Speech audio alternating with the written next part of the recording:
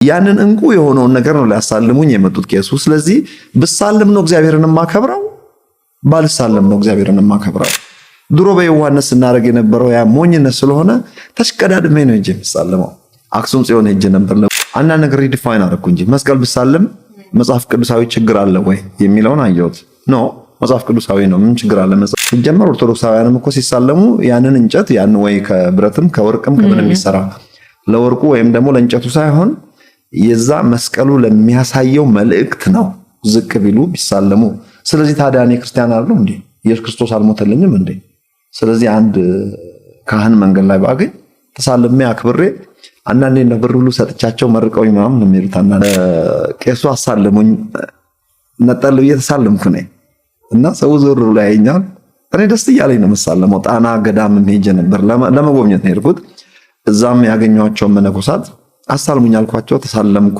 ጸልዩልኝ ባርኩኝ አልኳቸው፣ በረከታቸውን ተናገሩ። አሜን ብዬ እንጀራ አይውጣልህ አላሉኝም፣ ወይም ደግሞ ይድፋ አላሉኝም። እግዚአብሔር ይባርክ ዘመንን ይባርክ። ያልባረኩኝ ነገር የለም። ወሳኝ ጥያቄ ይመስለኛል የጠየቅሽን ጥያቄ። እኔ ከኦርቶዶክስ ነው ወደ ፕሮቴስታንት የመጣሁት። ኦልሞስት በልጅነቴ ነው የመጣሁት ደግሞ ከምን አይነት ቤተሰብ እንደሆነ ብነግርሽ ይገርምሻል። እኔ የካህን ቤተሰብ ልጅ ነኝ። በእናቴም በአባቴም ዘር ብትቆጥሪ ካህናት ቄሶች ናቸው። አጎቶቼ እንኳን 7 የሚያካክሉ ታላላቅ ቀሳውስት ናቸው። አንዳንዶቹ መነኮሳት ናቸው። እንደውም በትልልቅ ገዳም ውስጥ ዘመናቸውን ያሳለፉ የኔ አጎቶች ማለት ነው። አባቴም ደግሞ የቅኔ መምህርም ነው። ከቆሎ ተማሪ ጀምሮ እጅግ በጣም የተማረ በጣም በብዙ አቅጣጫ የተማረ ካህን ነበር። አሁን በሕይወት የለም አባቴ ማለት ነው። ከእንደዚህ አይነት ቤተሰብ ወደ ፕሮቴስታንት እምነት መምጣት በእርግጥ ስታስቢው ቀላል አይደለም። የመጀመሪያ የመጣ ታላቅ ወንድሜ ነበር። ቀጥሎ እኔ ነኝ የመጣሁት።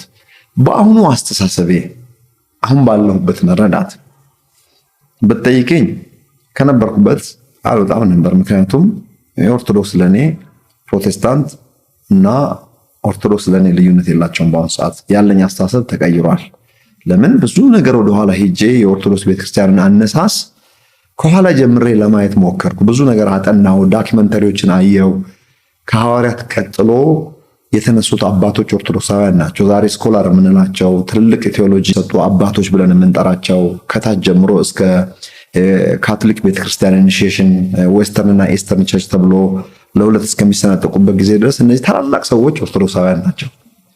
ዶክትሪኑንም ወደኋላ ሄጄ ስመለከት ከፐርሰናል ጊልት ከኃጢአት የተነሳ ራሱ ስለ ኃጢአት በካቶሊክም በኦርቶዶክስም በፕሮቴስታንቱም ምን እንደሚታሰብ አንዳንድ ዶክትሪን ነገር ስመለከት ኦርቶዶክስ ለኔ እውነት ለመናገር በጣም ወሳኝ ቤተክርስቲያን ነች። ማለት መሰረታዊውን የክርስትና እምነት የምታሟላ ቤተክርስቲያን ነች። በአሁኑ መረዳቴ ቢሆን ከዛ አልወጣም ነበር። እንኳን ተመልሼ ወደኋላ ላንቋሸሽ ወይም ደግሞ ላጣጥል ሌላ ነገር ላይ ያ ማለት ሁሉ ነገር እንስማማለን ማለት አይደለም።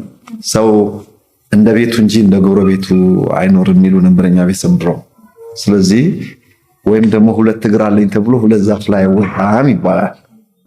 በተረትና ምሳሌ ነው የሚነገርሽ በማትረሽበት መልኩ። ስለዚህ ሰው እንደ ቤቱ እንጂ እንደ ጎረቤቱ ስለማይኖር አሁን የራሴ አስተሳሰብ ቢኖረኝም እንኳን ነቀፋ ለመናገር በጣም በአክብሮት ነው አሁን ላይ ሆኜ ማለት ነው። ኦርቶዶክስ ስትመለከቺ የኢትዮጵያ ኦርቶዶክስ ብቻ ማስተር የለብሽም። ኦርቶዶክስ ጥልቅ ነው። ኦርቶዶክስ ከኋላ ስትመለከች እንግዲህ አንቺ ሃይማኖት ነው፣ የኔም ሃይማኖቴ ነው፣ የእናት አባቴ ሃይማኖት ነው። ኦርቶዶክስ ከጥንት ሲመጣ 451 ዓመተ ምህረት ላይ ነው ኦርቶዶክስ ለሁለት የተሰነጠቀው። ኢስተርን ኦርቶዶክስ እና ኦሪየንታል ኦርቶዶክስ የሆነው የኢትዮጵያ ኦርቶዶክስ ቤተክርስቲያን የኦሪየንታል ኦርቶዶክስ ቤተክርስቲያን አስተሳሰብ ውስጥ ነው ያለችው። ተዋህዶ የሚያምኑ ማለት ኢስተርኖቹ እነ ራሻ ኦርቶዶክስ፣ ግሪክ ኦርቶዶክስ፣ ቡልጋሪያ ኦርቶዶክስ የሚባሉት ናቸው። ሁለቱም ግን እንደው ማይነር በሆነ ልዩነት ቢለያዩም ሜጀር በሆነ ነገር ላይ ኳሊቲ የሆነ መንፈሳዊ መሰረት አላቸው። ሪሊ እንደ ዶክትሪን ከሄድሽ እኔ የሚስማማኝ ራሱ የኦርቶዶክስ ዶክትሪን የሚስማማኝ ነገር ግን ያው ወደ ኢትዮጵያ ስትመጪ የራሳቸው ካልቸር አላቸው። ታውቂያለሽ፣ ቤተ እስራኤላውያን ኢትዮጵያ ውስጥ ለረጅም ዘመን ቆይተዋል። ከክርስቶስ ልደት በፊት 700 ምናምን ዓመት ኢትዮጵያ ውስጥ ኖረዋል ይባላል። ተጽዕኖም አንጻር እነሱ የአይሁድነት ይዘው በመግባታቸውም እንግዲህ የኢትዮጵያ ቤተክርስቲያን የብሉይንም የአዲስ ኪዳንንም ጎን ለጎን ለመያዝ ሞክራለችና በዚያ ምክንያት የራሷ የሆነ አስተሳሰብ አላት ቤተክርስቲያኒቱ።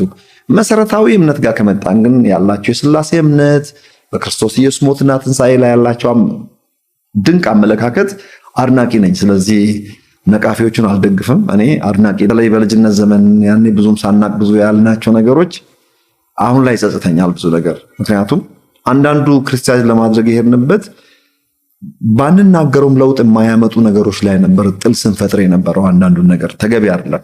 ከዛ ማቅጣጫ ከኦርቶዶክስም ከኛ ከፕሮቴስታንቱ ማቅጣጫ ለውጥ በማያመጡ ነገሮች ላይ ለምሳሌ አንድ ሰው ተነስቶ ማርያም ታማልዳለች ቢል ለኔ ደስም ባዝርሚ እንደዛ በማለቱ ያሰውዬ ያንንም በማለቱ ሲኦል አይሄድም። ለምንድን ነው መጣ ግድ እንደዛ ማመን የለብኝም። አንድ ሰው እንደዛ የሚያምን ከሆነ እንደዛ በማመኑ ሲኦል አይሄድም። ሲኦል የሚሄደው ጌታችን ኢየሱስ ክርስቶስን ባለማመኑና ባለመቀበሉ ነው። ስለዚህ ለውጥ በማያመጡ ነገሮች ላይ አንዳንዴ ፎከስ አድርገን ስንለያይ፣ ስንነታረክ፣ ስንጣላ ኖረናል። በእንደዛ አይነት ሞኝነት ያሳለፍኩበት ጊዜ አሁን እኔ ይቆጨኛል በበኩሌ። ሃይማኖትን በተመለከተ በነገራችን ላይ እስልምናም ቢሆን ኦርቶዶክሶችንም ካቶሊኮችንም ፕሮቴስታንቱንም ሰድበን እግዚአብሔርን አናከብረው። አንድ ሰው ያላወቀው ነገር ከኛ እምነት ውጭ ያለውን በማንቋሸሽና በማጣጣል እግዚአብሔር አይከብርበትም። ጎሽ እንኳን ሰደብክልኝ አይልሽም። ሲጀመር እግዚአብሔር እርዳታ አያስፈልገውም። ይልቁንም የስድብ እርዳታ አያስፈልገውም።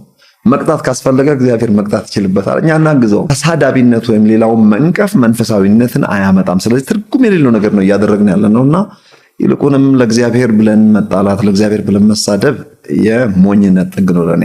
እንዳውም በማክበር ብመጣ ወደ ሌላ ሰው ሃይማኖት አክብሬለት መስማት ወይም ደግሞ የማድመጥ እድል አገኛለሁ ማለት ነው። ያደምጠኛል አትሊስት። ግን እያንቋሸሽኩት እኮ ነው። ኦልሬዲ በሩን ዘግቷል። ሲያየኝ እናድድብኛል እንኳን ሊሰማኝ ምን ትርጉም አለው? አክብሬ ከሄድኩ ግን አትሊስት የሰው ምንድን ነው የሚያወራው የሚለውን ነገር ይሰማልኛል። ማክበርና የዛን ሰው እምነት መቀበል ይለያያል። የማንንም እምነት የመቀበል ግዴታም የለብኝም፣ መቀበልም አልፈልግም። የሌላውን እምነት ግን እጅግ በጣም ስለማከብር ከዛ የተነሳ የኡስታዞች ጓደኞች አሉ፣ በኦርቶዶክስ ዲያቆናት፣ ካህናት በጥሩ አክብሮት እውነት ለመናገር ትልልቅ አባቶች ሳይቀሩ ኦርቶዶክሳውያን ያገኙኛል።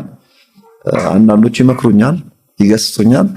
እኔም አክብሬ መስቀል ተሳልሜ እሄዳለሁ። አንዱም ያስቃቸዋል ሰዎች። አንዳንዱ እንዴ መስቀል ተሳልመ ድሮ እኔም ልክ እንደዚያው እኔና ወንድሞቼ እኛ ቤት እንግዲህ የቤተሰቦቻችን ንስሐ አባት አሉ። እኔ ደግሞ የክርስትና አባቴም ቄስ ናቸው። እንደገና ደግሞ የቤተሰቦቼ ንስሐ አባት ናቸው መሰለኝ እኔን ክርስትና ያነሱ።